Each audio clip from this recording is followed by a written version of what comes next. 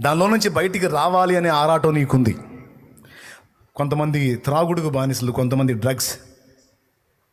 డ్రగ్స్కు బానిసలు, కొంతమంది వ్యభిచార పాపానికి బానిసలు, కొంతమంది అశ్లీల చిత్రాలకు బానిసలు. దేవునిలోకి వచ్చి కొంతమంది వెనక్కి వెళ్ళిపోయిన వాళ్ళు ఉన్నారు. అసలు దేవుణ్ణి ఎరగక కొంతమంది ఉన్నారు. నీకు ఒక మాట చెప్తున్నాను, రాజీ పడిపోయావా?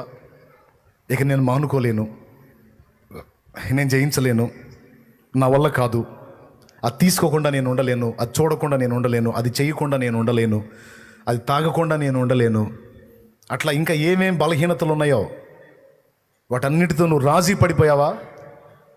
అట్లయితే నీకు దేవుడిచ్చే ప్రతి శుభోదయం అంధకారమే. దేవుడు ప్రతి ఉదయం నీకు నూతనంగా ఎందుకు ఇస్తున్నాడంటే, నిన్నటి వరకు తాగావు, ఈరోజు కొంచెం క్రొత్తగా ఆలోచించి ఒక క్రొత్త స్టెప్ తీసుకో, ఇక నుంచి ఒక మలుపు జీవితం తిరిగే అవకాశం ఉంది అని దేవుడు నీతో మాట్లాడుతున్నాడు ప్రతిరోజు. ఏమిటి ఆ నూతన స్టెప్?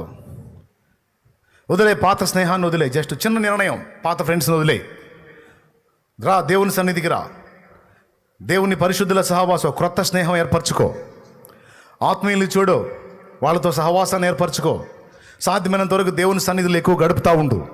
బయటికి వెళితే నీ మైండ్ పాడైపోతుందంటే, నీకు విస్తారమైన పని ఉండొచ్చు, మొత్తం పక్కన పెట్టేయి. ఒక వారమనో 10 రోజులనో కనీసం 3 రోజులైనా పక్కన పెట్టి నీవు దాని నుంచి విడుదల పొందడానికి నీ వంతు నువ్వు ప్రయత్నం చేస్తున్నావు అన్న సంగతి దేవునికి చూపించు. ముందు నీ భార్య కాదు, నీ ఇంటి వారికి కాదు, వాళ్ళకు నువ్వు చూపినా చూపకపోయినా నువ్వు వ్యక్తిగతంగా ఆలోచించుకో. దాని నుంచి నువ్వు బయట పడగోరుతున్నావు కనుక నీకు దాని విషయంలో ఉన్న ఇరిటేషన్, విరక్తి